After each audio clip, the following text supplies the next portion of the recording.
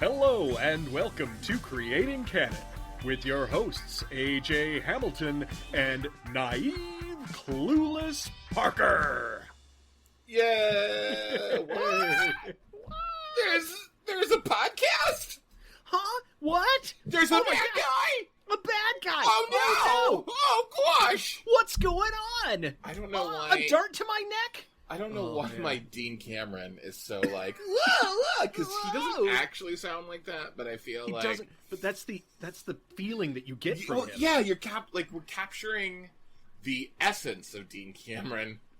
We are not capturing the exactitude of Dean Cameron. Well, who really even knows what Dean Cameron sounds like? No one. Who knows? Does Dean Cameron even know who Dean Cameron is? Dean Cameron is an idea. Yeah. I feel like we should probably, first of all, Yes. say who I am. Oh, I'm so sorry. And Nicholas C. Pappas. Yeah. And then second of all, yeah. Look, fuck my name. Who cares right now? Because we are talking about something that is... This is a special This is special so thing. batshit insane. Or should I say spider shit insane? Guano insane. No. Spider guano. Spider guano? Nah. Anyways. So, you might have heard us talk about it on the last episode. Canon Films, when they got the rights to Captain America, also got the rights to Spider-Man. That's right. Which is actually quite wild. As you do the research for it, you find out that they were the last studio. They were the last choice to get the rights for Spider-Man. And they pulled and this is kind of ironic because if you remember, Roger Corman at one point in time had the rights to the Fantastic Four. Yes. And oh my God. As the rights were about to expire, Roger Corman made a cheapo backroom version. Was just so bad. That fulfilled the contract that said he had to have a movie done by a certain day, right, or they would lose the rights. Mm-hmm. That Corman would lose the rights, and that movie never actually. That was only done to fulfill the contract. So that movie never saw the light of day. Exactly. So this is where it gets interesting because Roger Corman had the rights to Spider-Man. Yeah. They lapsed, and Canon picked up the rights. And then they were going to lose the rights to Spider-Man, so they pulled a Corman, and they basically made what can best be described as, it's not quite a movie as much as it is like a sizzle reel. It's like a bunch of vignettes. Yeah. Yeah. Yeah. And it's clear that this was never meant to see the light of day. No, and it's also clear that they didn't necessarily know what they were doing. No. With, they kind of they must have had somebody on set, sort of guiding them in the right direction of the story and the characterization, but not everything is spot on. Not at all. But what's super weird is they definitely went, the sizzle reel route in that they put in this movie, this is a fucking rogues gallery, man. It's a fucking who's who of Canon actors. They called in all of the favors. Yeah. For real. That's definitely... And I feel like this was probably made for, if I had to guess, this was made for, $100,000, which, to be fair to Canon, that was... that's how much a normal movie cost for Canon. I mean, not really that little, but, yeah. Canon was known for low budget. So, but to see this play out in its low-budget glory... this is one of those things where it's it's not on YouTube, it's not on DVD, it's like the Corman film where it's on the deep recesses of the internet. And you can find I first heard about the Corman film because I was at Comic-Con one year and a guy was selling it on a fucking bootleg DVD. No way. Yeah. So and priceless. This is where you find this version, the canon Spider-Man. That's it. You either have to be at a con and in some seedy fucking booth, where a guy is selling something that he should not be selling, and you have to know the right password, or you have to have the right torrent. Right. Which I'm sure is somewhere out there if you search hard enough. I'm sure you can find it. I am not going to reveal how we got it. Friends on the internet.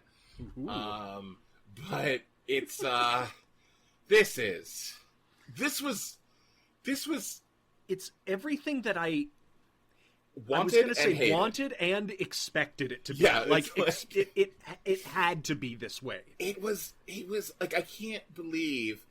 I don't know if you saw, but originally this was supposed to be directed by Toby fucking Hooper. Like, Toby, the Texas Chainsaw Massacre 1, 2, and Invaders from Mars, and Life Force Hooper.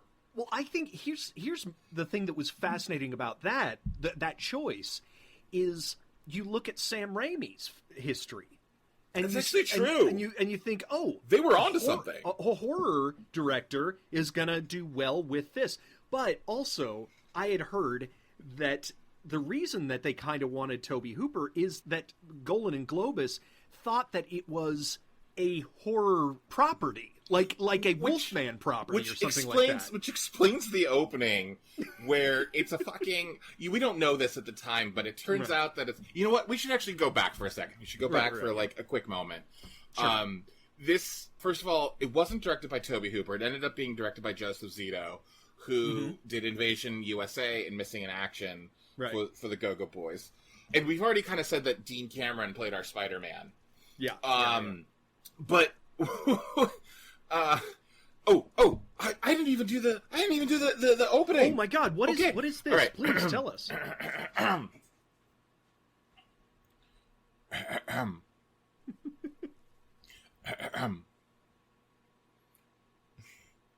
An origin without an origin. A story without exposition, yet somehow full of exposition. Sequels? Fuck it. Menachem goes full Avengers and puts in the entire Sinister Six into Episode 1. Look, in the sky, it's a Cap. It's a Superman 4. No, it's Canon Spider-Man Sizzle Reel. Which, that encapsulates all of it. Yeah, that's like... That's how excited I was. So I do want to... So the opening scene is Peter is in fucking lab at college, because he's not a high school student in this one for some reason. Right. He's in college. Of course not. And he it's so stupid. He gets bit by a spider, and when the spider bites him, he grows 4 more arms that are spider legs, and his hands turn into spider legs, and his legs turn into spider legs. And it's less and as you said, it's less it's like a Wolfman transition, right? So right. Yeah. So he's not Spider-Man as much as he is a man spider, right? Yeah. Well, I mean, and there is later on there is sort of like some comic basis for that, but not the way they did it. Not at all the way they did it. It was super, super weird, and it's I mean it is canon, but it's not. It's canon in the comics, but it's definitely not anything that is focused on. And I can't imagine that they would have seen any of those comics. No, I can't imagine. I mean, after seeing this, I can't imagine they read any of the comics, because this was nuts. It's like they got a 1-sentence explanation of every single character. Right. They're just like, what is the most colorful characters they have? And they were just given like little explanations about them. Right. Nothing serious, nothing specific. Yeah. But especially, and I mean that goes along with all the casting. Yeah. Oh my God, we'll get to that. I can't wait. I could talk a month on just the choices they made and the favors they had to call in to get this casting down. It's incredible. Yeah. Down to, can we just talk for a second? Look, I know I'm jumping way ahead, but Dr. Kirk Connors shows up, right? The lizard. He doesn't even turn into the lizard. No, he doesn't. This was the one place where Menachem Golan and Yoram Globus had just the tiniest bit of restraint, right? Yes. Can you imagine if that scene had just devolved Jesus into the Christ. lizard? That would have been amazing. Because we have, look, I mean, like, we've got Kingpin, we got Kingpin and the Senator. We have 7 baddies, right? Yes. And then put on the Lizard. If you thought Spider-Man 3 had too many bad guys, this one... But the thing that I wanted to get at, which was nuts, right? Because this goes back to, it's like they just read a line, because fucking Dr. Kurt Connors, the Lizard, who's played by Jonathan Rhys-Davies, by the way, who is fantastic in this. I did think that they gave, like, he had that lisp, and I thought that was supposed to allude to the fact that he was a lizard, or the Lizard, you know what I mean? But no. I didn't love that. I didn't love that either, but you know what I really didn't love? What's that? Was the fact that they gave the character psoriasis, so his skin was scaly as it was, right? So, like... They didn't even make him one-armed. Like, that's typically what it's supposed to be. In this, what is he trying to cure? Is skin psoriasis condition? Yes, I know, like, right? It's like they thought he was an actual lizard. And look, this is nothing like... Look, my uncle had psoriasis. I actually have a small bit of psoriasis on my elbow. You're like, doing fine. So when I talk about this, I talk about it from, like, knowing that was the most insane choice. And also, I was kind of offended. Listen, I don't think it was a personal attack. No, well, it felt like one. It was a different time, too. They didn't know. They thought that was as bad. But I thought that was as bad as polio. That was just as bad. I just... The only reason I bring that up is because I wanted that to, like, really encapsulate how little they actually knew about these characters, that when they thought the Lizard, they thought scaly, and then they thought psoriasis. Let's go. Right? Perfect. But anyways, so Spider... We have Man Spider. Right? Yes, of course. That's how it opens, and it's just a dream, right? Peter Parker wakes up and like, oh my god. And then we get title card. Like, that was it. Yeah, no, and exactly. Unrelated. No, it never goes back. It doesn't even inform the character of, like, ooh, I'm nervous that I'm turning into a monster. No. It never does. He's just a nervous young, like, a teenage college student. And what's insane about it is, like, that seems to be the entire origin story, is that we see him in a dream get bit by a spider in his high school lab. You know what it reminds me of? It reminds me of the beginning of the Edward Norton Hulk, where it was like, we're just going to skip all this. He's going to have a couple of dreams, and over the credits is going to be this. Yeah. You know, you've already seen Ang Lee's Hulk, like, but with, like, years ago. With, like, half of that. Like, it was even less of that. Oh, no, it's, and out of context, it makes no sense. No, it's like, because he turns into was a that man spider. Was that a magic spider? We don't know. We don't know. I don't know. Because directly out of the title card, we hop into a Daily Bugle laying on a desk. Yeah. Right? And of course, naturally, I mean, they got this, right? It says, Spider-Man, still at large. And then it sort of zooms into another smaller title that says, will all charges be dropped on Wilson Fisk, the kingpin of crime? Ooh, wait, what's his name? Wilson Fisk? No. Who's bad guy name? The kingpin. Oh, thank God. Oh, thank God the kingpin was written. Yeah, we got that. Thank you, exposition newspaper. Right. Appreciate this is what I mean by, like, it's all exposition and no exposition. It makes zero sense. This was the coolest, though. This actually made my heart swell with happiness, because, like, it was like the ultimate cameo. Yes, and that was Stan Lee as J. Jonah Jameson. Yeah. You know, seeing how absolutely perfect J.K. Simmons is in the 4 movies that he's done it now. Yeah, that's true. I kind of forget that he was in the new one. That's all. Yeah, right. Story. Such a weird addition. Tie into the universes. Right? Something's going on. Let me ask a question. Yes. I am fucking livid now that I've just realized this. Yes, please. They're having Andrew Garfield come back. And Tobey Maguire come back, but I don't see Dean Cameron. You're right. Where is That's unfair. That pisses me off. That's really unfair. That pisses me off. He could be Old Man Parker. That would be great. Yeah. Oh my. Yeah. Well, they also haven't. The interesting thing, it would be really neat if they got him to play Uncle Ben, because they still have not had an Uncle Ben in the MCU series. But let's hashtag Dean Cameron. Dean Cameron for as Uncle Ben. I like Dean it because Cameron for Uncle Ben. Well, and I really liked the flashback. Like somewhere in the middle of this movie, they don't have Uncle Ben. You're like hopping ahead. Yeah, you know, it's whatever. You're hopping ahead. But let's do it. Let's do it. But there's like a flashback of a conversation with Uncle Ben, and it's George Kennedy, and I really loved his portrayal of it. He's so good. You know what's weird? I think we talked about this a little bit on the Delta Force episode of George Kennedy. Like, sure, yes. You know, and Leslie Nielsen's the same way. Although Leslie Nielsen's not in this, but like, No, because of the Naked Gun movies, I always remember George Kennedy and Leslie Nielsen being sort of like dopey kind of guys, and like comedic actors and silly and broad. But you know, George Kennedy in Delta Force, and George Kennedy brings that same energy to this, where it's just so true earnest and honest, and like this was in fact that was the only scene between the two of them. You know what? We'll when we get there, we'll talk about it more. But that was the only scene in this movie that I actually got like a little bit teary-eyed.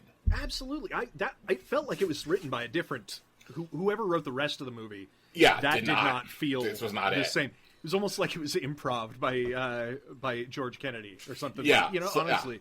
But it was kind of cool because he did have a little bit of that dopiness too. You know, well, it's Uncle Ben. He's sort of, he was human. He was human. He was human. Let's get to it. But okay, so like we come out of just the single title card to that newspaper, and we then like the newspaper slams down, and it's J. Jonah Jameson, of course, and AKA Stan Lee. Stan Lee, but Excelsior! We need to get Parker. Oh, I'm a terrible Stan Lee. It's okay. Get Parker down to the courthouse. We need pictures of this now. See? No, that was terrible. That was terrible. Can you do a Stan Lee? Because I can't do a Stan Lee. Apparently. No, okay. No, I can't. I've never worked on that. True believers. They're sort of that. I don't know. Anyway, no, I'm not going to try it anymore. Excelsior. But it's funny because you don't think about how old Stan Lee was. He was 63 when he performed this. Yeah.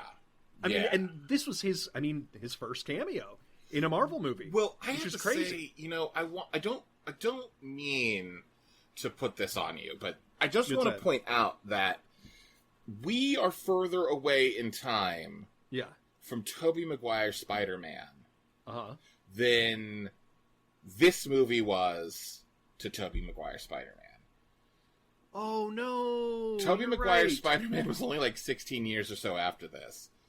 Whereas we are now a full nearly 20 years from Tobey Maguire's Spider-Man. Is that math right? I think it's 2002, 2001, something like that. Yeah, I think you're right. I think you're just 2002. Like, so 17 and 19. That's still good math. Oof. Good not knowing math. Yeah. That's perfect. That is horrifying. We're not young anymore. No, we're not. But, you know, Peter runs out. He runs up to the roof. He rips off his clothes, and he's in his Spider-Man onesie. That is too form-fitting, I will say. Yeah.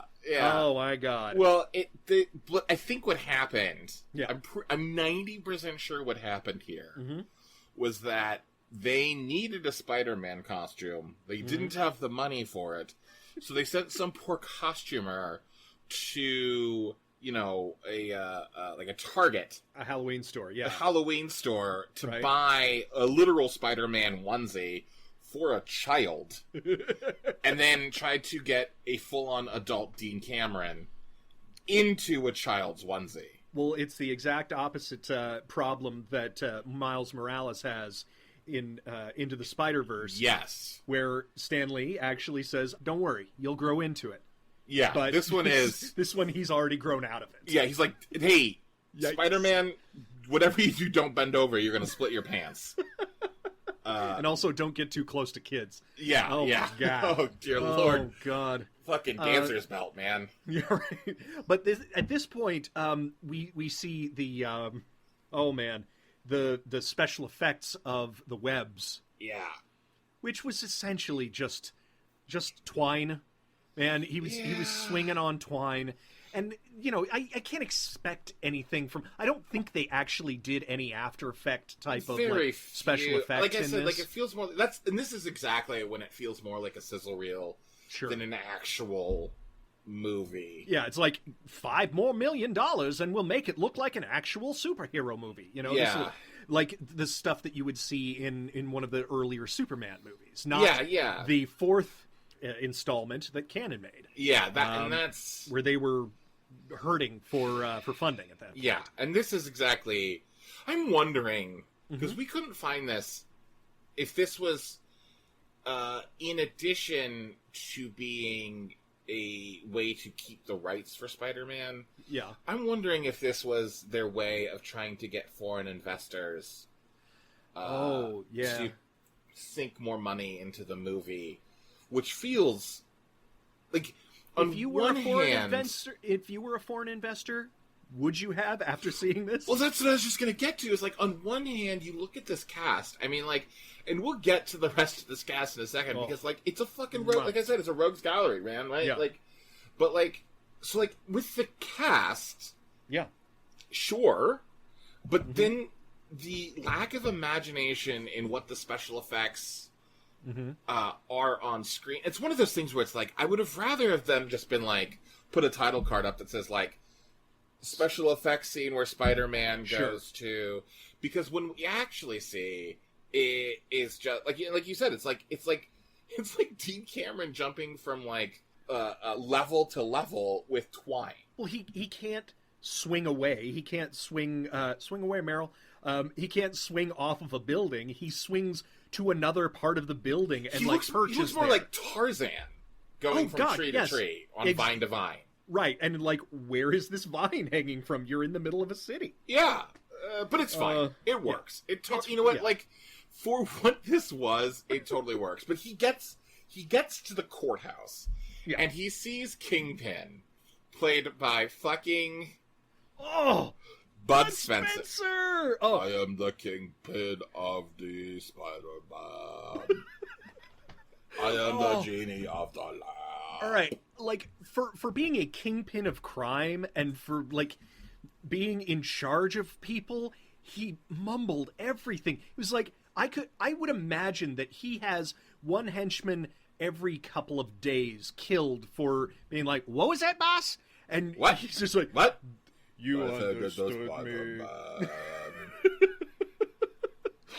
But he comes out and he's like, can we just say that he looks the part? He does look the part. He's massive, man. He does have that white suit, man. Yeah, that is classic. He looked like, in that sense, Bud Spencer looked good. Yeah. But in the rest of the sense, he's got the cigar and everything, and it's like they captured that. But okay, so so he comes out of the courthouse and he's followed by the prosecution. Now, I don't know who slipped this in here, but have you seen the Daredevil movie or the Daredevil series? I saw the Ben Affleck movie a million years ago. So and I know where you're going with this, because it was one of those moments. You know what? Say it. You just please, because this is. So everybody knows that Daredevil is named Matt Murdock, and what was the lawyer's the blind lawyer? What was his name? The blind lawyer. So also the blind lawyer with an Italian accent, because it was Urbano Barbani who played him. Who Gore like. Not Gore, but Tarl Cabot. Tarl Cabot from Gore. Yes. And also he was in Othello. He sung in Othello. Oh, that's right. My God, yeah. So we got fucking Urbano Barberini, who's Italian and blind, and his name was Brett Burdock, and not Burdock like Murdoch, but Bird Duck, like a dock for a bird to sit on. Brett. Burdock. Not Matt Murdock. But What? Brett Burdock. Oh my god! They must not have had the rights. It's clearly, like it was. They didn't have all of Marvel. No. Only They had this and Captain America. Spider-Man, but they really wanted to include. It was mystifying. Speaking of mystifying, I was just gonna say, and I was so excited for this. I was so excited because this was as much hilarious. as I fucking hated Gore 2, it was so much fun to have like this reunion, right? Cabot, and Watney. Cabot, and Watney, man. Russell Savadier. He played a character named Misty Nelson. Which I didn't know this. You had to point this out to me, because it makes the Brett Burdock thing even better. His partner is named Foggy Nelson. Are you kidding me?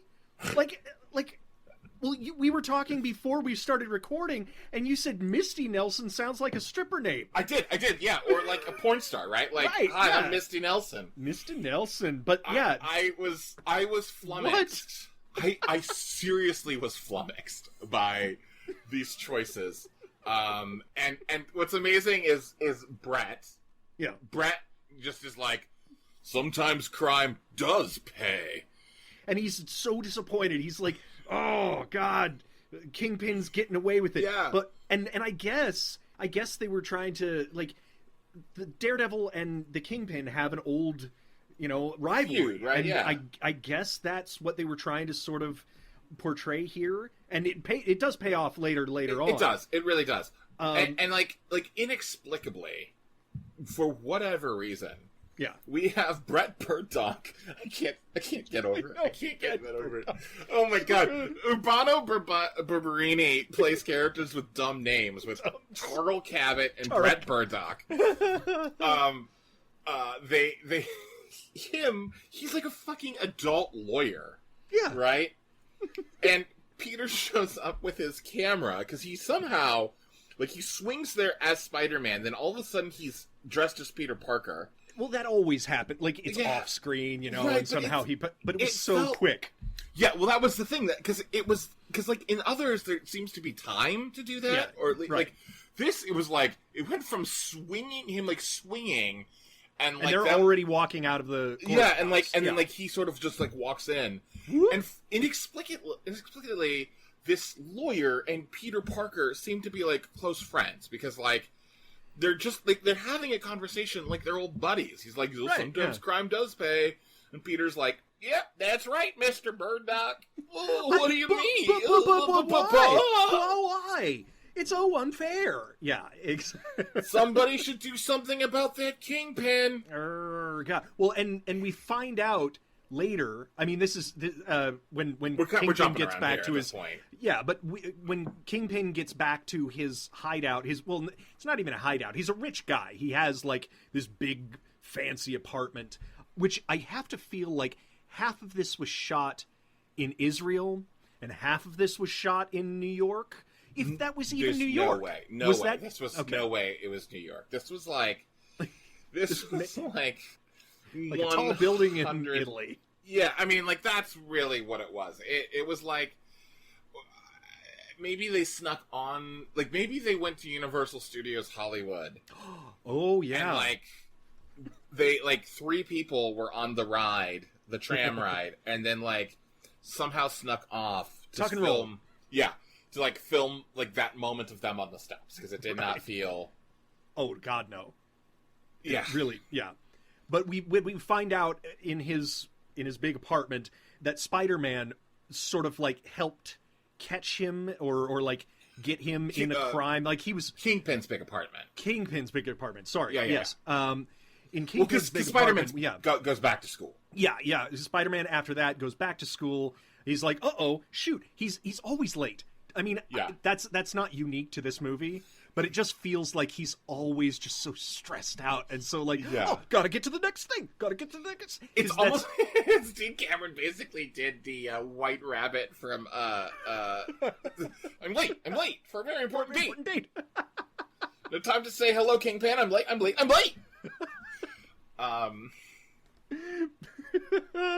Seriously, Oh, Jesus. the enduring image of this movie Mm-hmm. of Dean Cameron is him making that dumb face, being constantly surprised by stuff, and then like also looking at his watch and having his eyes bulge out, like his watch like a cartoon. was.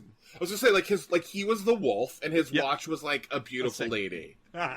Like those are the two enduring images. Maybe this is why they didn't invite him into the Spider-Man movie. It's entirely possible. All right, yeah. Okay, well, you could put a mask over him. Well, that's the funny thing is whenever he had the mask on and the big white eyes, I was like, yeah, that matches.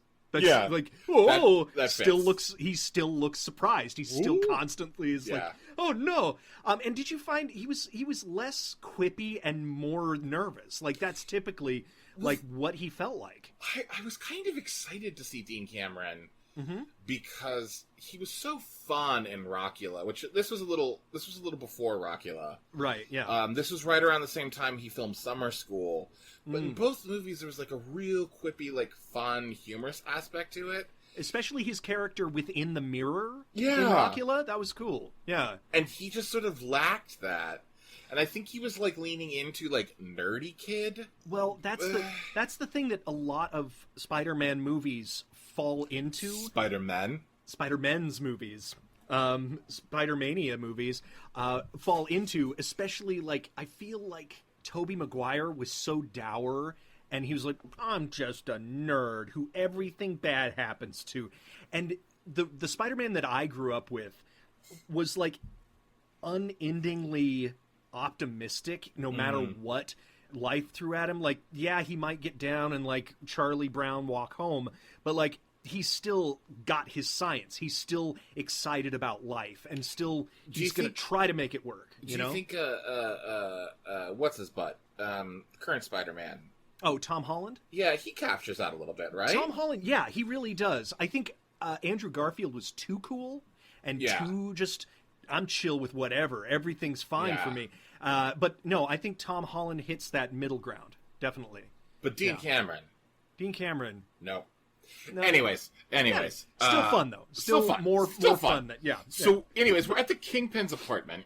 Yeah. And I feel like I've interrupted you 9 times, and I apologize. We're Kingpin's apartment. He's pissed off because Spider-Man was the one who, like, captured him and foiled his big plans. Well, it's not very, like, we don't dive into the law or anything. It just doesn't make much sense, like, the backstory. But it's just that blanket statement of, like, Spider-Man, he's always in my... No, sorry. Spider-Man is always in my way. That Spider-Man's in my business. And he asks one of his henchmen guys, he's like, are all of my guests here? And this is the moment. This is... Wait. Just before that moment, I just have to point out that, like, in that whole speech, before he asks about, like, his henchmen and are my guests here, he's like, I will get Spider-Man, I will find my revenge, I will attack his girlfriend, and I will attack his aunt. And, like, inexplicably, it's like we missed the scene, or maybe it was in the last movie that doesn't exist, right? That Kingpin knows, he seems, like, this is the part that I really just can't fucking fathom. It feels like Kingpin knows who Aunt May and Mary Jane are, but he doesn't know who Spider-Man is. Right. Like, yes. Was that like... No, it was like he's been around human beings, and therefore those people must mean something to him. Not, like, he doesn't make that leap in logic of, oh, these must be relatives, or... Like, that's gotta be Peter Parker. Right, exactly. It's never, just that, like... Never is it said that, no, it's just innocent people that he cares about. Yeah. It's so weird. And it was, we should note really quickly that Aunt May is played by Jill Ireland, who is Charles Bronson's real-life wife. Yeah, well, was for a time. What? Well, yeah. During that period of time. Up time. Until 90 or something like that. And then, weirdly, I guess they must have cast her right off of the success of Breakin'. But Lucinda Dickey was our Mary Jane. Yeah, she was actually bubbly and fun. Yeah, I liked her. Yeah. Well, I wish there was more with her. Like, because she sounds like too fucking the scene scenes. after school, and then the house scene, and then she's like a victim, like the kidnap. Yeah, yeah. exactly. I mean, that's basically it. Typical, of an 80s movie. Right. Women aren't given much more agency than that. No, not at all. Yeah. But anyways, yeah. So now we have the piece de la resistance where the doors swing open. Yes. Oh, and the camera. I wish they had gotten like a full room shot of these, but they go like they sort of like sweep in, and you see a couple of the guys. Well, they do that thing where Kingpin is like Doc Ock, and it's like Vulture, boom, Sandman, welcome. Yeah, welcome. Welcome, Electro. Welcome, Craven. Welcome, Mysterio. Yeah. You are my Sinister Six, right? Like, I mean, it's not that bad, but it's like the shots with those crazy like 70s zoom ins. Yeah. On each one of them, it's like, but obviously, I mean, like, this was their cast. Dean Cameron wasn't the draw to this movie. No. Like, this was the cast. This was incredible because, okay. Let's just do this. We, as Doc Ock, have fucking. This was okay. So I actually have to say this was one of the weirder choices. I felt like there were two really weird choices, but our Doc Ock was Franco fucking Nero. Here's why I love that choice. Is Dr. Otto Octavius is clearly and has been portrayed in the past, not by Alfred Molina, but as a German citizen. Yeah. Like a guy from Germany who came over and like was just doing experiments over in America. And Franco Nero is clearly Italian. So Italian. It was like Urbano Barberini and Franco Nero. Yeah. I mean, they never really appear on set together, but like that's true. Neither of the. Well, I guess with Bud Spencer too. So we have like several Italians now that I think about it. But like it was almost as if like half the movie was an Italian, right? Because I was like, what the fuck is happening here? Oh, you know what? I bet you they did shoot some in Italy. Maybe that's how they got them. That could be. That actually could be. That's interesting. Yeah. Anyways. I don't know. Yeah. And then let's just go down the list. Yes. Okay. Craven the Hunter. God, he did not fit into that outfit, but it was Charles Bronson. Charles fucking Bronson. Which, my God. If I remember correct, listen. I have to point out that I am not as well versed in the Spider-Man universe as you are. Sure, yeah. Craven the Hunter is actually Russian in the comics. Yeah. So it was great to have Charles Bronson, like, hello, I am Craven the Hunter. I will kill Spider-Man. Not a single attempt. No, absolutely not. What's so weird is Charles Bronson's sounds more German than Franco Nero. He should have been Doc Ock, and Franco Nero's Craven the Hunter with Italian and Russian don't sound anything alike, but at least that could have felt more like those two roles should have been switched. Also, fucking Charles Bronson in that weird almost bodysuit. Oh, I would have rather seen Franco Nero. He's not shirtless like Craven is usually portrayed. But you know for a fact Charles Bronson asked to be shirtless. It's true. He was like, "Can I go out there without a shirt? I will suck my stomach in and be 1940s built." They were like, "No, we're going to put you in a little bit more spandex. No. Don't worry about it." But they did give him that great puma fur around his neck. That was just AJ. He was nestled in it. It was ridiculous. AJ, I'm so sorry to tell you this. That wasn't puma fur. Oh, what was it? That was actually Charles Bronson's chest hair. They just fluffed it. That's what that was. That's what that was. Lovely. That was beautiful. He actually was bare chested. We just couldn't tell because of all the fur. And then shit. So this was two out of the Sinister Six are legends, right? So this was one of my favorite because one of the big things about canon that we'll probably talk about is that, Bronson and Norris were never in a released movie together. Correct. But released movie because we got fucking Chuck Norris as the Sandman. And look, which I don't even want to talk about the special effects of Sandman. Did you notice that Bronson and Norris were never on screen at the same time? Huh. Like, I'm 95% sure. Were they not? I'm 95% sure that they were never in the same room at the same time. In fact, and then we're going to jump ahead a second for like each of the Sinister Six were in this one scene together, and then their only other appearance in the movie was like a big fight scene that was just like the separate fight scene. I'm sorry, a separate fight scene. So like they were together once, and then there was a fight scene. It was basically just them and Spider-Man. And honestly, if you told me that each of these guys only worked for 3 days on this, I would fucking believe you. Because So, anyways. Well, and some of the fights feel like the level of production that one of the episodes of the 1960s Batman had. Yeah. It was kind of just the pow, biff, we'll put in the special effects later, just like we were saying. Yeah. Anyways, so... Okay. Vulture, Frank Langella, the future Skeletor, which I actually... The other three kind of feel like stunt casting, but Frank Langella, first of all, great actor in general. Yes.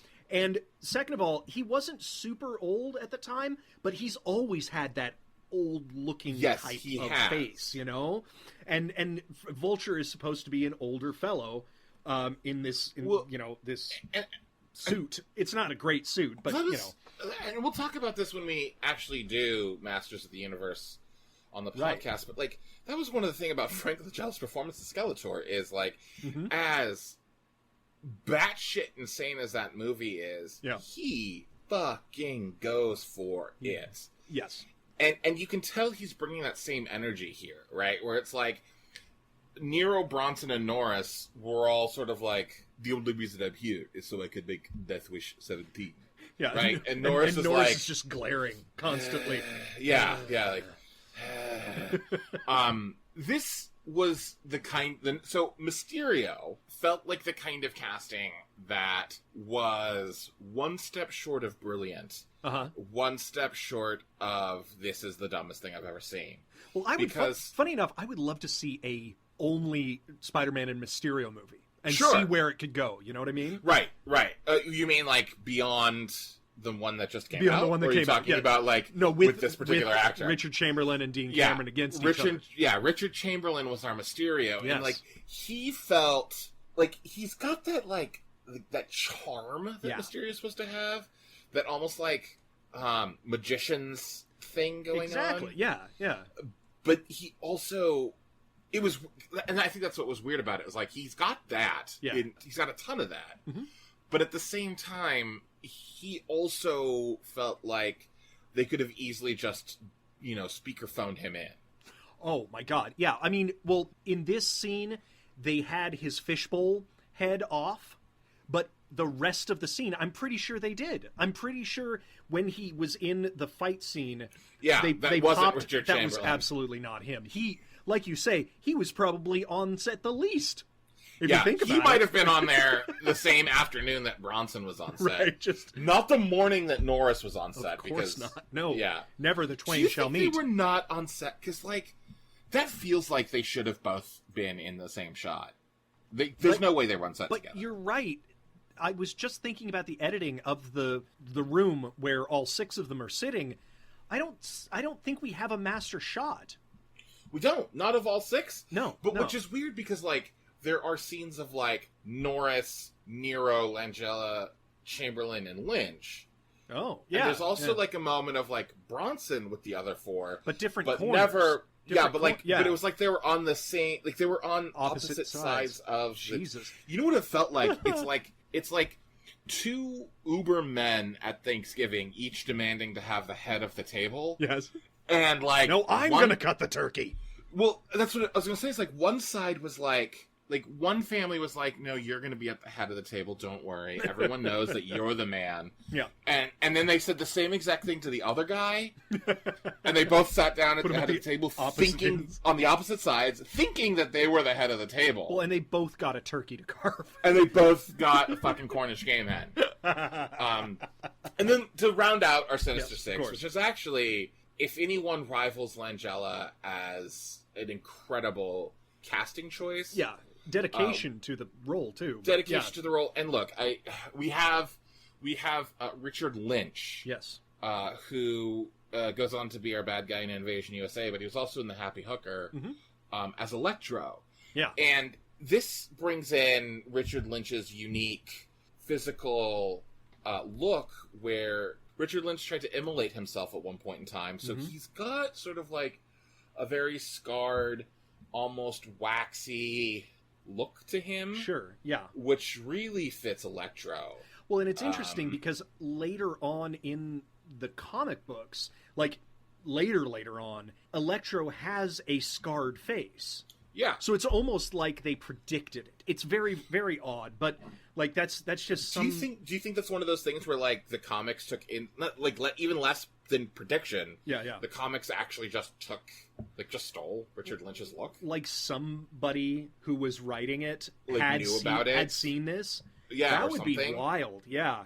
No, I could see that happening. I mean, there's so many different little winks and nods in comic books that nobody will ever understand. Yeah. You know, it's the animators or the artists having fun.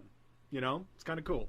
And it's sort of ironic because the exact flip side is like the comic books obviously have a lot of attention to detail and really care about what the movies provided. Yeah. This movie in particular feels like nobody read the comics. Oh no, not at all. No, but that's a whole other. that's a whole other story. Again, it's just somebody gave him the footnotes. Yeah. So, anyways, we're back at I feel like this scene is actually like 3 minutes long. Kingpin introduces everybody. Each one of them kind of gives a half-assed story of like, that Spider-Man, he foiled my plans. That Spider-Man, he put me in jail. That Spider-Man, he ruined my lab or whatever, you know. And it was just, it was so limiting to the character. It was just like, I am a bad guy. Yeah, I don't know. There was no subtlety to them. Nope. And this is again where it feels like, and I'm wondering if this is sort of like, because again we're kind of talking about it like it's a sizzle reel, which is a term that really didn't exist at the time, right? But like, sure, like I'm wondering if part of this is that Menachem Golan and Yoram Globus wanted to use this scene to sort of cement these men as these characters, and if they'd actually made the movie, would not have actually done it this way. Like, I guess what I'm saying is that's like, is this what is part of their pitch? Like, this is part 7 of the series, where we've already met Doc Ock, we've already met Craven the Hunter, we've already met all of these guys and seen their individual Spider-Man. Doing it backwards. Very interesting. Like, does that? Yeah. I mean, because otherwise it doesn't. I mean.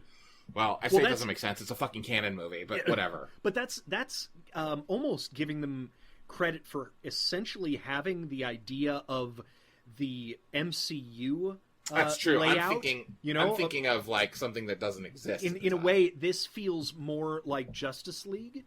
Like, not to hate on Justice League, but where they introduce a bunch of people at once and then we'll figure it out afterwards. Yeah. Not that any of these characters necessarily would go on, but well, I would go one step further in that, like, Justice League is a reaction to the fact that the Avengers was already made and that Warner Brothers was behind the 8 ball. Absolutely.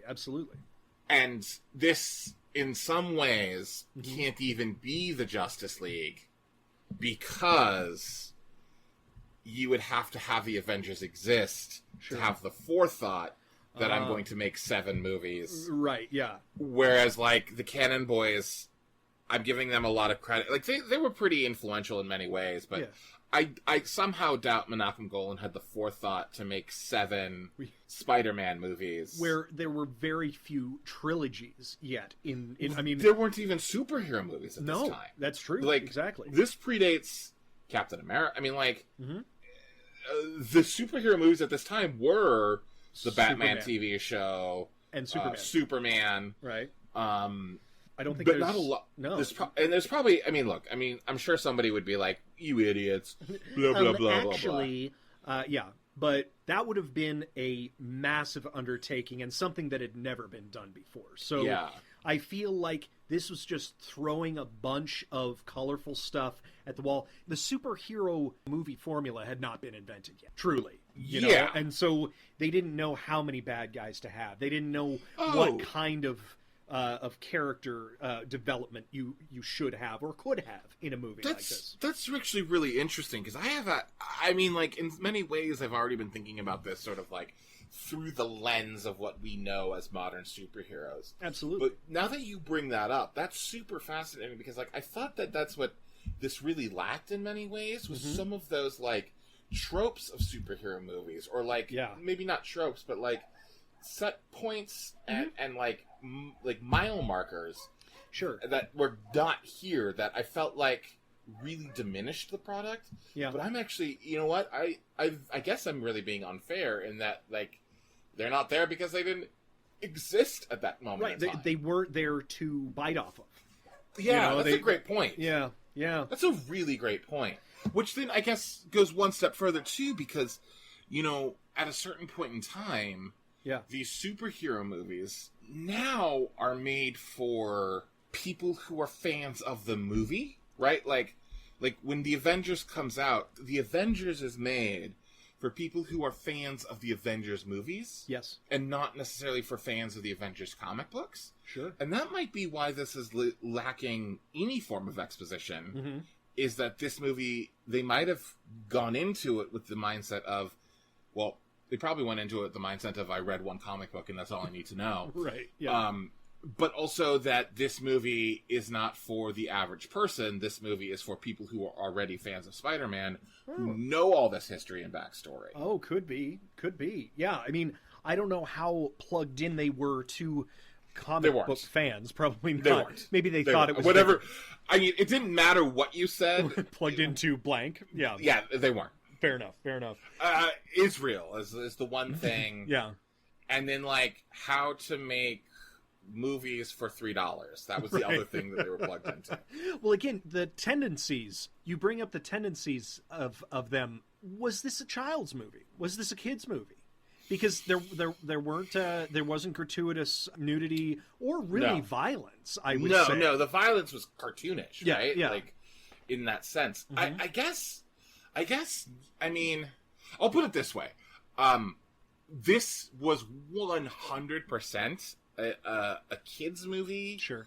Or, like, a young, like, teens movie. Yeah. It was not a movie for adults. No, there wasn't which the is appeal weird to because, adults. Yeah. Which is weird because, like, you know, fucking Franco Nero and Charles Bronson and Chuck Norris and Frank Langella. Yeah. But then again, like, they made that same crazy casting decision when they cast Dom DeLuise in Going Bananas, right? Where it's exactly. Yeah. Like, that's your big or name. Christopher and, like, Walken in Puss in Boots. Puss in Boots, Because right? he'd Where it's just come off of Deer Hunter? Yeah, basically, not too long before. Right. So, yeah, like, in that sense, like, it does make sense where I do still feel like I have to ask the question of, has Menachem Golan ever met a child? No. Probably not. No. Oh, man. You know what? But anyways. You know what this movie made me think of? And granted, Running Man came out a couple of years afterwards. But if you think about the way that the fights with the bad guys occur, it almost is like a video game or like a leveling up. Well, we're not even there yet. We're not even there. Yes, but like yeah. But I just was thinking, like, if you were going to compare it to a movie or a style of storytelling, you know, that's the structure of very the much. Yeah. It feels very much. I think video game is a good. Well, what? Long story short, what happens at this moment is basically they all have their like little mini monologue. Kingpin is like, "It's time to finally take down the Spider-Man." right? Yeah. And everyone's like, yeah! I Yeah. mean, I'm like doing the worst version of it. Yeah. Oh no, but you gotta remember Franco Nero with that really bad arm coming up, and like when everybody else was putting their arm a up, fist into the air. Yeah, he put his. It was like oh god! But they did metal that, tentacle. They did the close up because they were so proud of those metal tentacles, and it was if not something I made to be proud those of. metal tentacles, I'd be proud too. God. In right, like I was like, what is happening here? Oh man, and but at this point, we see Peter goes to college. And he's laughed at. We get a couple of. This is where Dr. Connors. Yes. This is where we meet Jonathan Rhys Davis. Yes. With the psoriasis. It's fucking Dr. Kurt the Lizard Connors. But then we sort of fill out the rest. So I guess again they had like small bits of cliff notes of things, but we fill out the rest of Peter's world. Really, there is a Flash Thompson, there is a Gwen Stacy, there is a Harry Osborn. Gwen Stacy, played by Matilda May, by the way, who from Life Force, who is a very attractive lady. Why wasn't he dating her in this? Like, I mean, I know that he dates both Gwen Stacy and Mary Jane, but you know, it was just such a funny choice. If you think of like the timeline, yeah, he's already broken up with Matilda May. Oh, I'm sorry, with Gwen Stacy, right? Because Gwen Stacy was the first girlfriend, right? But then she was murdered by Green Goblin. No, that's true. But there is a crossover. There is a crossover. So, there is a crossover. Yeah, but then it was funny. Flash Thompson was I don't know if everybody remembers Steve Anton. He's the attractive friend from Last American Virgin. The one who actually knocks up the lead. That's right. And that she goes back to. Which is, you know, Steve Anton kind of getting pigeonholed into the sort of jock, jerk friend type of thing. How? If this is such a fucking... What I don't understand now that you've said this... Yeah. With this being such a fucking canon powerhouse... Yeah. I'm surprised it was Joseph Zito and not Boaz Davidson who directed this movie. That's a different... That's a different day, different story, different conversation. That would have been awesome. Although Last American Virgin was 85, so he was actually probably currently working on Last American Virgin. Oh, could have been. And this was... Right. They brought over Steve Anton because, like, you know, the director's needed for every scene, but, you know, the jockey dude is definitely not. No, clearly, yeah. And again, he was probably on set. Like, him and Matilda May. Right. And, I just can't believe that they tried to pull off Michael Dudikoff as a fucking... As a college student at that time. To be fair, Dean Cameron's, like, in his 30s at this point. Sure, but I think Dudikoff was maybe 40? Dudikoff does not look like a child, whereas Dean Cameron looks like a child. But, yeah, they did that thing. Unfortunately, they didn't have the de-aging technology at the time. No, they did not. The Irishman, this was not. But all of these people were clearly on set for, if I had to guess, 5 hours? Probably. The college scene? Oh, the college scene is so, like, blink and you'll miss it almost. It's there and it's gone. Like, it's just to round out, to make it look like there's not just 7 people in this movie. Yeah. Yeah. But, after school, Peter meets with Mary Jane. She's like, "Hey, Tiger," blah blah blah. You know, the typical Mary Jane thing, and she's, I mean, again, Lucinda Dickey. Yeah, she really is. Like, they didn't go with the red hair though. That was odd to me. You know, they just let her have the regular hair.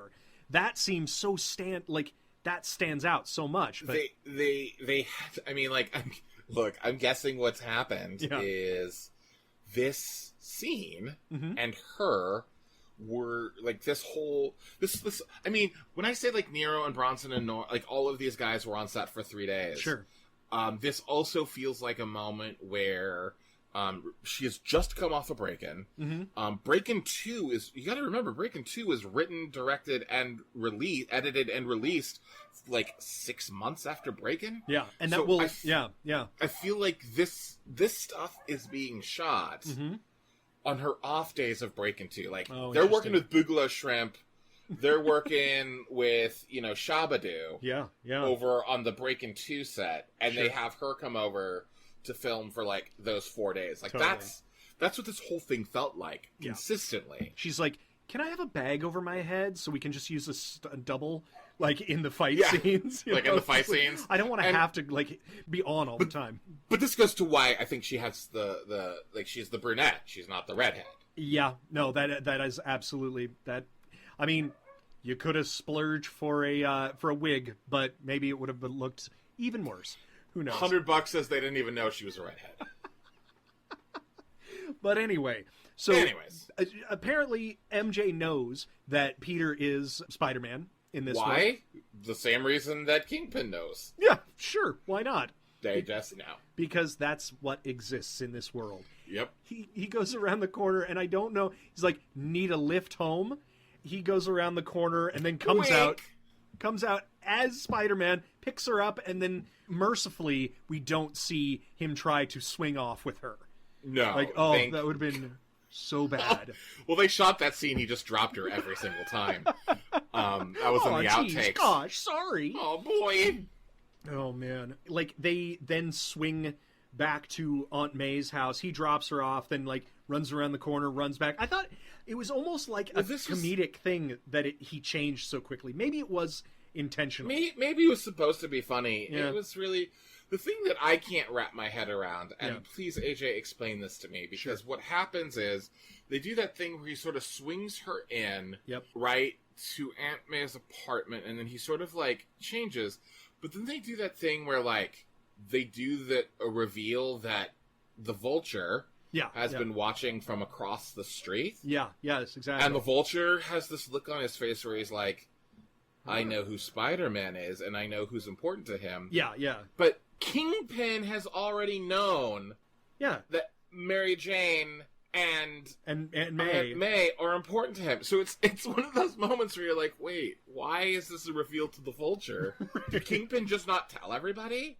Was Kingpin like, hey, everybody, go get Spider-Man? They're like, we're going! And they ran off, and he was like, wait, hold on, I know who to get to make him come to you. Right, and it would have been perfect to have some intelligence. Because not at all. Nope. No, thank you.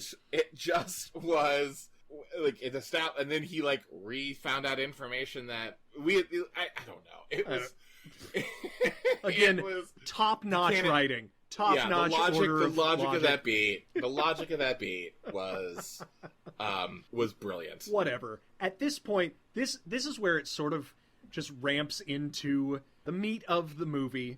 Yeah, this is like the 33-minute mark, right? Where like we're right at the end of the Act 1 break. Mm-hmm.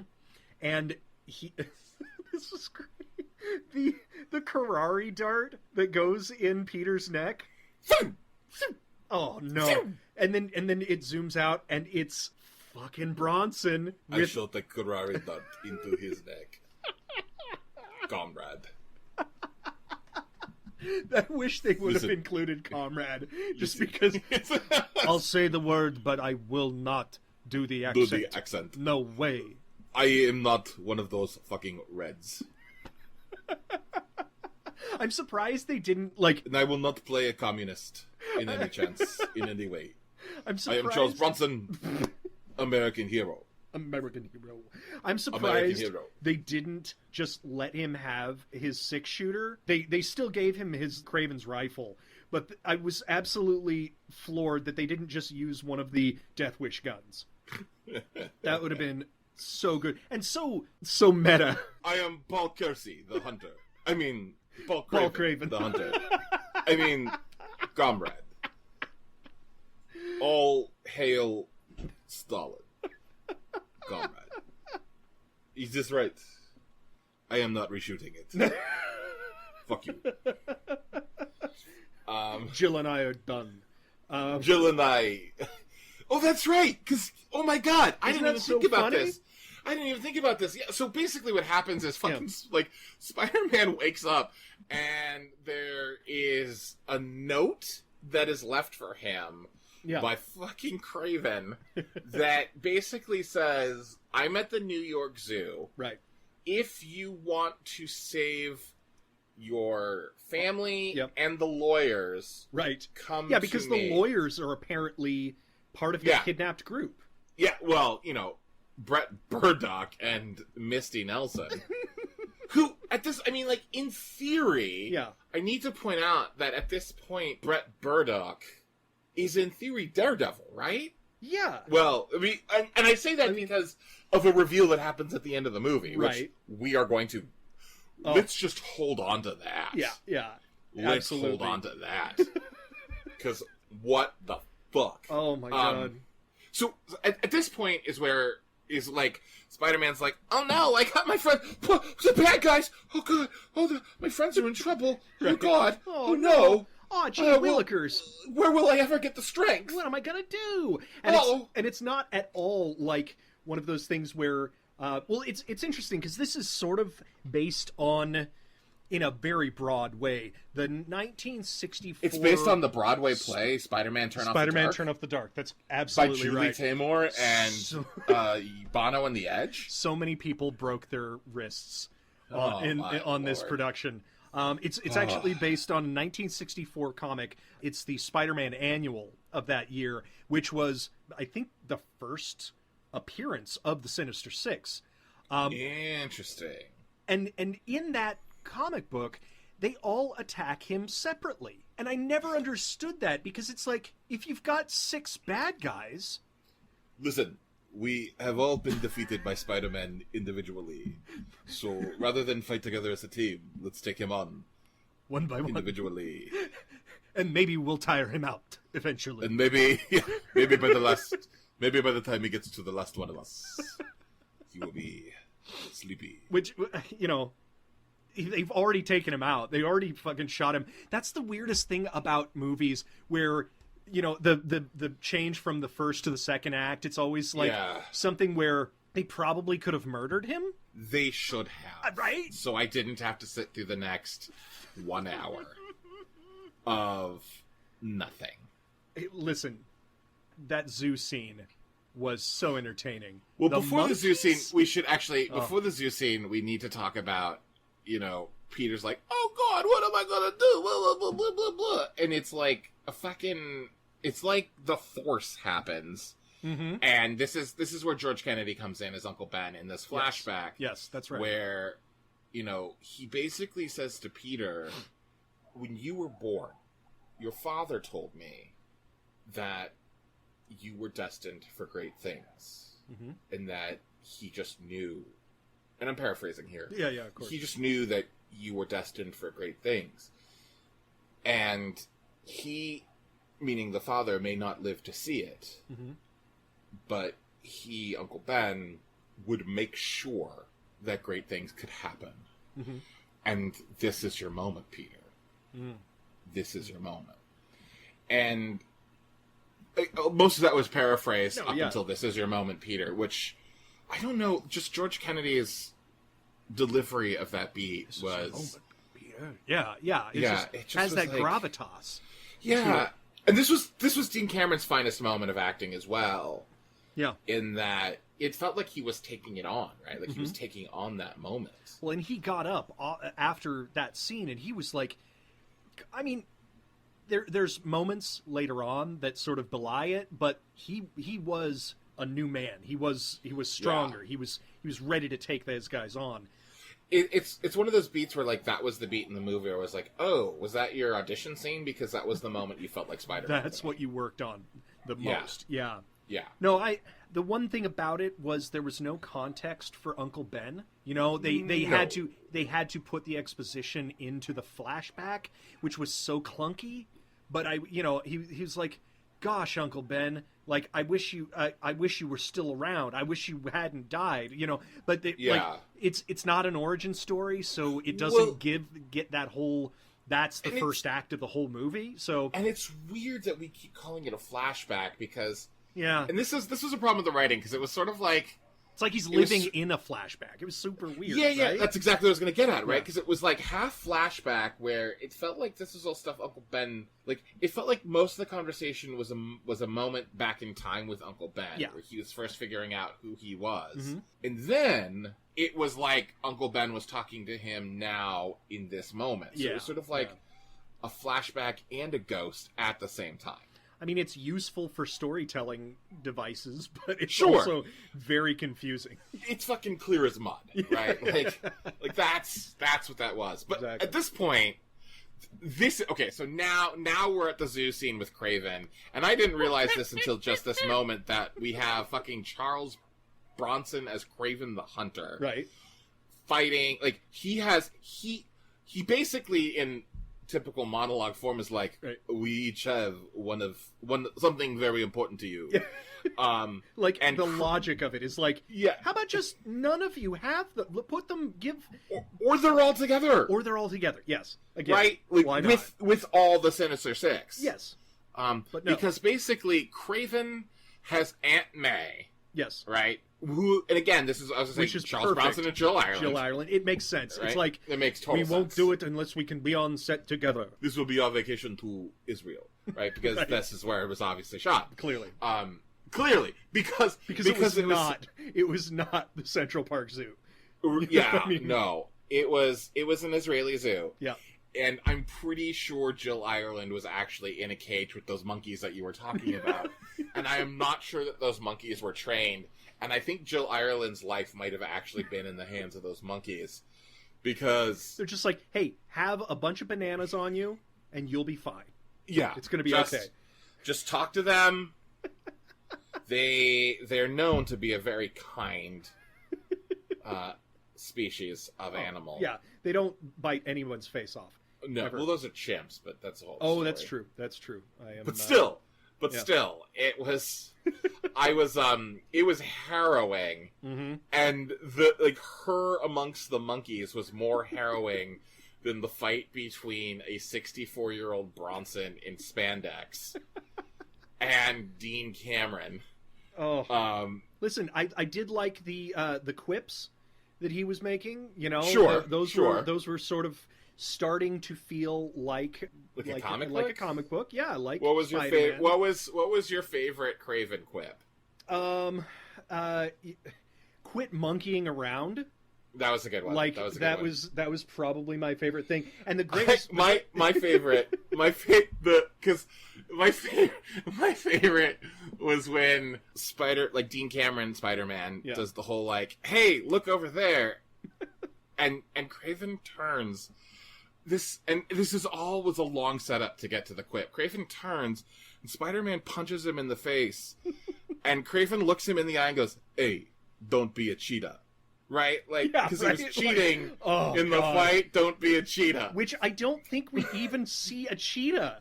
No, we don't. Which is just wow. And that was like the only quip that they gave. It felt like every single time that Dean Cameron said something, it wasn't Craven, but Charles Bronson was annoyed with him. You know, he's like, ugh, I can't believe this is... I can't believe I'm here. Yeah, I cannot believe I am doing this as a favor to Menachem Gorbis and Yoram Gorbis. I suppose I will be in at least 3 more death wishes for this. I better be. Yeah.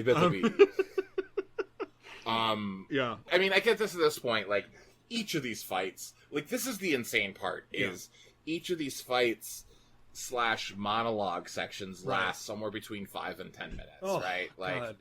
Like, this is where it gets really hard to go through, because we're out of, like, a traditional structure, and we're really into, like, the sizzle, right? Yeah. And the most disappointing thing is, again, the special effects, because it is just him sort of sometimes swinging and kicking, but mostly punching, and then eventually they end up on the wall with the big rope. I mean, it's not a rope. It's not a web. It's a rope, web on them. You know, sticking them, and it's kind of the same. It's kind of rinse repeat. Yeah, through a lot of I mean, like we get Craven at the zoo with Aunt May. He saves Aunt May. Yeah, we get Electro and Spider-Man. We get Electro and Sandman, which was the only duo. Which was the only duo. It was interesting.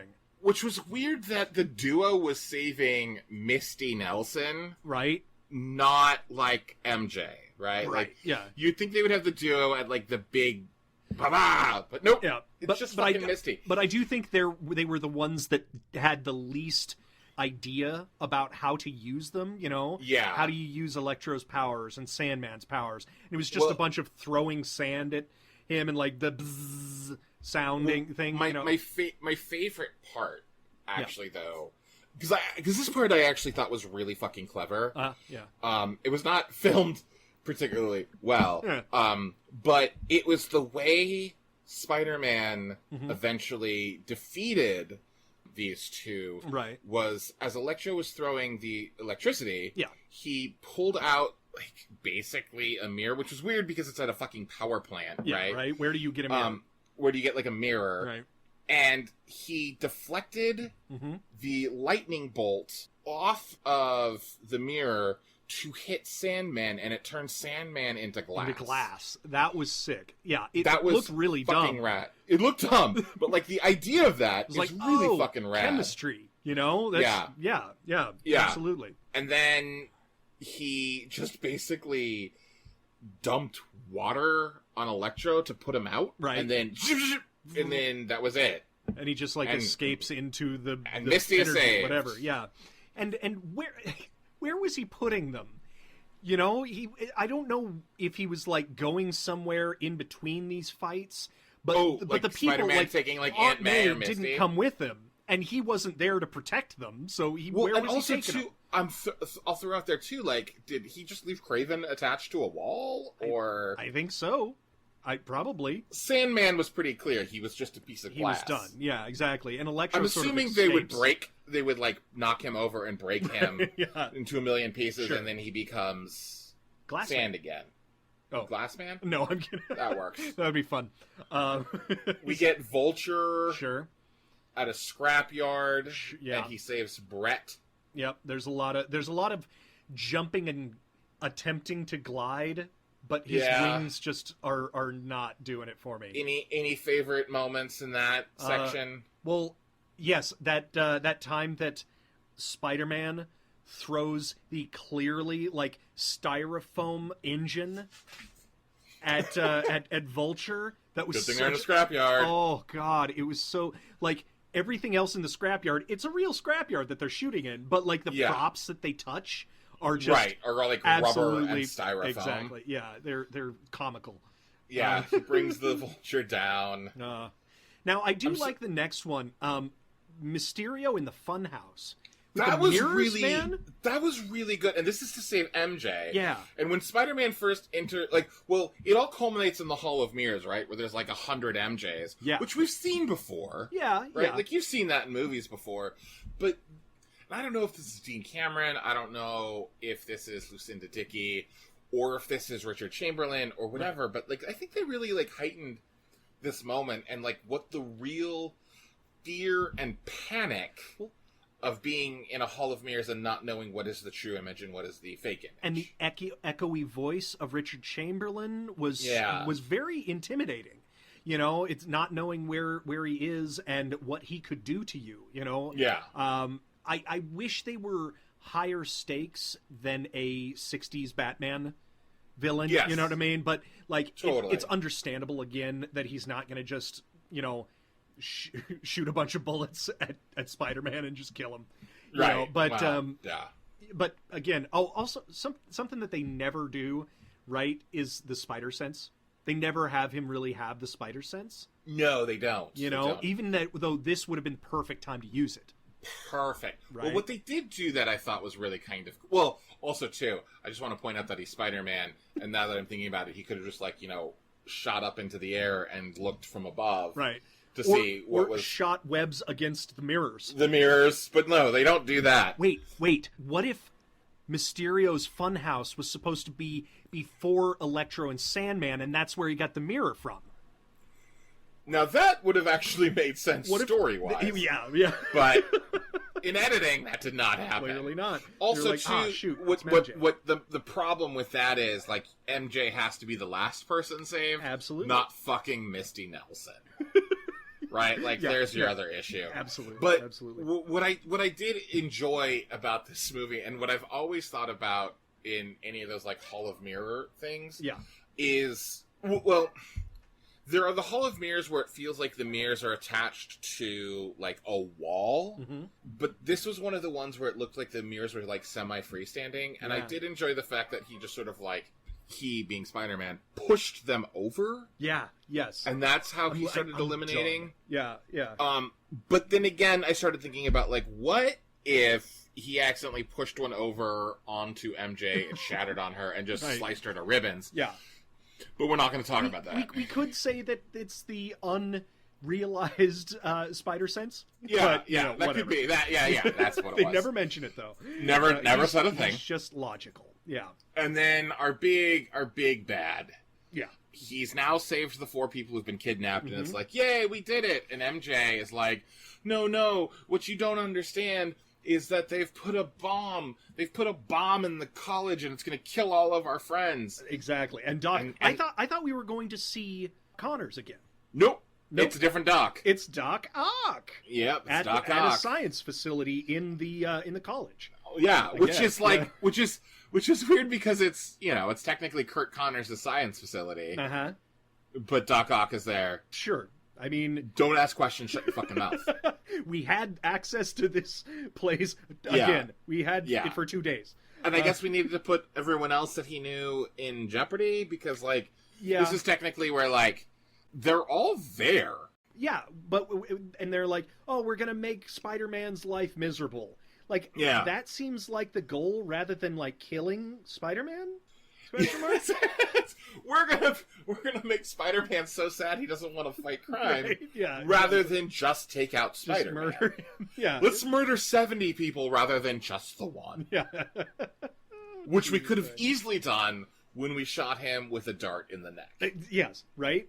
All of this could have been just keep shooting him with darts in the neck. Eventually, we'll get up again. Yeah, well, yeah, exactly. I don't know. Oh, boy. Anyways, so there's the big bomb in the science lab moment, and Franco Nero is talking, and I didn't understand a fucking thing he said. God, man, why didn't they have him dubbed again? Dubbed a la, like in Enter the Ninja? Enter the Ninja, yes, exactly.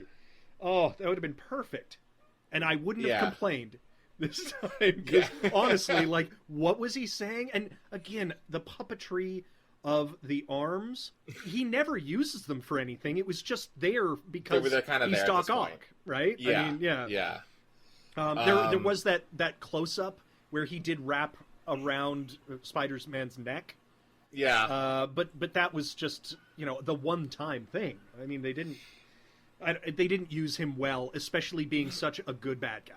But how would you? I have a weird question. Yeah. That it drove me up a fucking wall in this movie. Okay. And I might be really wrong. I might be super, super, super wrong. Right. But they kept referring to Doc Ock's robotic arms as tentacles, right? Yeah. But that's not... They don't ever refer to them as tentacles as if he was an actual fucking octopus in any other Spider-Man movie or comic book, right? They refer to them as, robotic arms or things like that. They don't talk about it as, Watch tentacles. out for his tentacles. Yeah.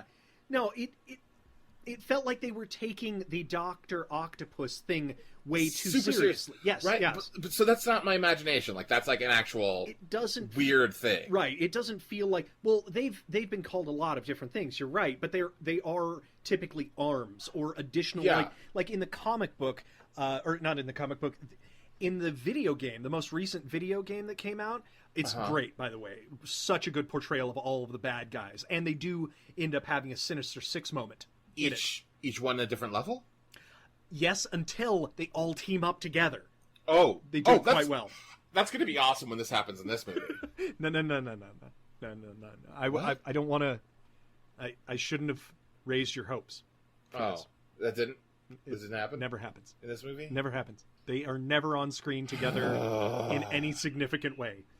No, but you're absolutely right.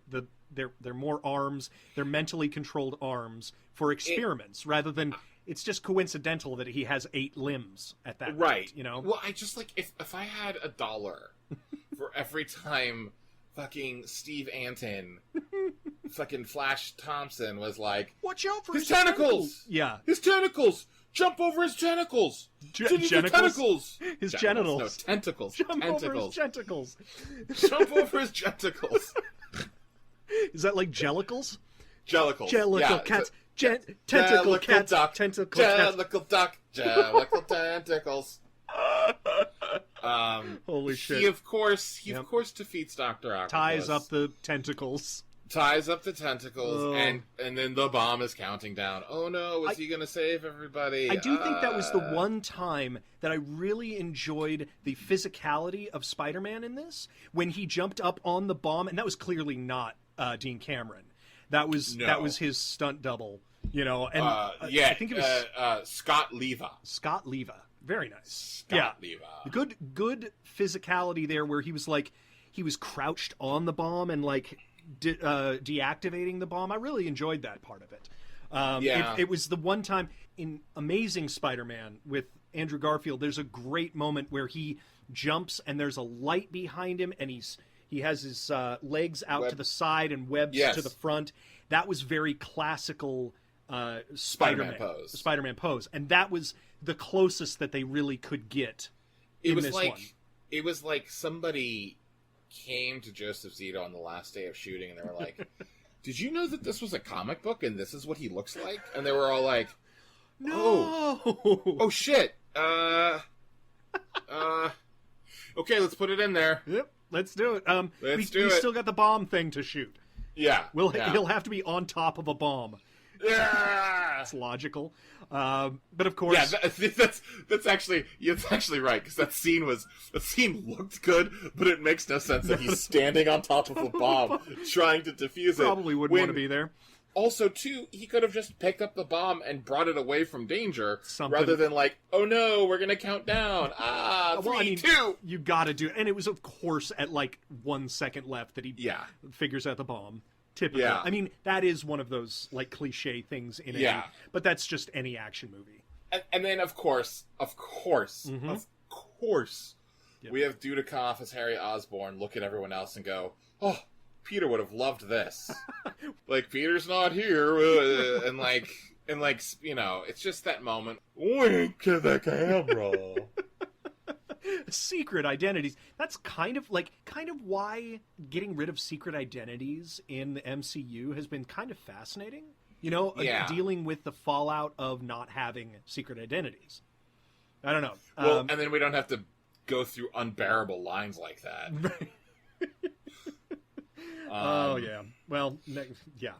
And at the end, for some reason, I don't know why he goes up to the roof.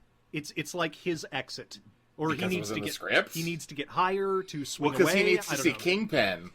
Kingpin is there. He's in a... I don't know why he didn't do anything, though. Did he not have a guy with a gun in the helicopter? Well, he had his binoculars. Yeah, and he's planted a walkie-talkie that he's talking to Spider-Man through. That seemed...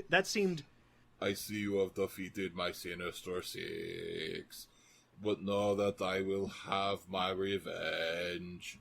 Wall crawler. Oh god, my skin was crawling on that wall crawler line. That was definitely a hack fucking line. Nobody called him that throughout the entire movie. Why would you do that now? Well, he did no wall crawling throughout the entire movie exactly, right? They never did something where it was even like the side on the side, like in Batman. Where he was like walking no, they didn't. No, not at all. With Sammy Davis Jr. coming out of the right. window, being like, "Oh, hey, babe. Hey, burp." This was the moment where I was already like tenuously holding on to my shit. Yep. But this is the moment where I lost that shit, because like Spider-Man's looking up. I screamed. He's like, "Goddamn Kingpin!" And there's a hand on his shoulder, right? Mm-hmm. And you're like, "Oh, is it somebody like who? Is who it can Flash? this Is be? it who? Is Harry? It, yeah. What? Who? What?" Spider-Man turns around, and it's fucking Brett Bird-Doc. Mm-hmm. And he says, "Hey, want some help, kid?" And the camera pans out just a little bit, and we see that he's in costume.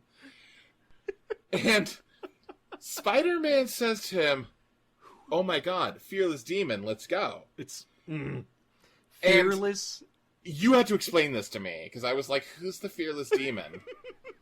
That's so stupid. Because Brett Murdoch, a.k.a. Matt Murdock, is actually Daredevil. Fearless demon. Are you kidding me? Daredevil. And they both both swing towards camera. Yeah. And it's like they run into the camera that's blackout and credits roll. Amazing. Again, would you invest in this? Screamed. Listen, I would invest every penny that I have in this movie. I think it's a masterpiece. I think this could have brought on the MCU a decade earlier. It really could have. It really should have started it. It should have kicked it all off. Oh, God. It was there. It was ready to go. 2 decades earlier. God. Oh, my God. So I guess we just move on to, like, would you recommend this movie? 100%. If you can find it, oh my God. Like, not to say that it's anything amazingly great, but it's part of history, man. Like, yeah. What do you think?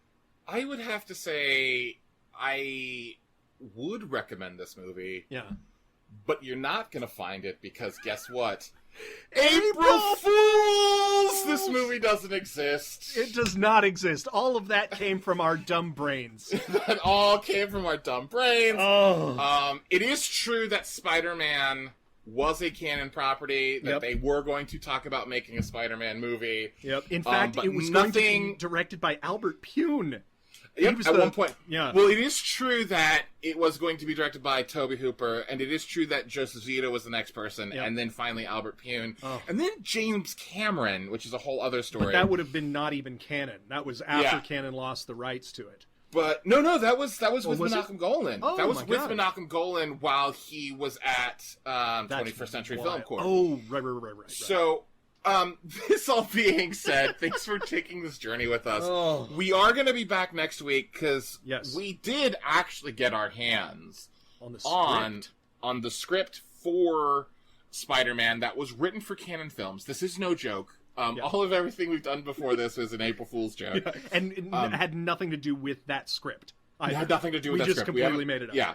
But next week we are coming back, and we are going to have actors, professional actors, and as long as we're not shut down by some lawyer, we are going to do a reading, like an actual reading of the full script. So next week's episode will be the script with a cast.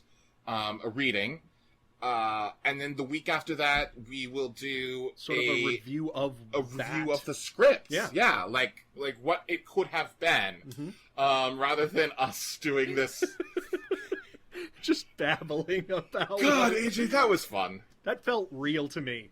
At certain points, I could picture it in my mind with the cast and everything. God, what an all-star cast. What an all-star cast we came up with. So, I guess on that note, you know what we're doing next week? You do. I hope you're not too mad at us. Hey, you just got free entertainment for a little bit. Nick, where can they write their hate mail to you? You can check out my website, nicholascpappas.com. Yep. Or you can check me out on Twitter at Nicholas E. Pappas. And I'm on Twitter at the AJ Hamilton, or Instagram or whatever. You can follow us at Creating Canon. That's CANNON. We've got a website, creatingcanon.com. And email us with any questions or suggestions or anything like that, creatingcanon@gmail.com. Yeah. And as we always say at the end of every episode, good night and good canon and April Fools.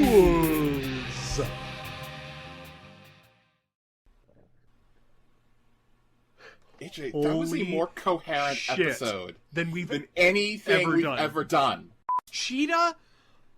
Don't be a cheetah. 1, all right, 2, 3. Yeah, that's what she said. Okay, wait. So, how did we find it? Did we find it on a VHS that one of us owned? It's always a good thing with you, bud. That's what I was standing so close to Tom Jones. That's what I said. She's sad. Tyler, sex tape. I could actually smell the minty Altoid breath. You know, I'm not even 40, and it's hard for me to get my underwear off. That's what I'm saying. Title of your sex tape. Sex bomb. You're the sex bomb. No, I think I'm 38. You think? This is getting less fun the more it happened. God damn it, more work. I would not be in a scene with that bet. This is gonna be so dumb. There you go. I still am on Twitter. That's probably gonna be a real dated joke by that time. And I am still on Twitter. Did you not know that this was the last year of your life? I didn't know that.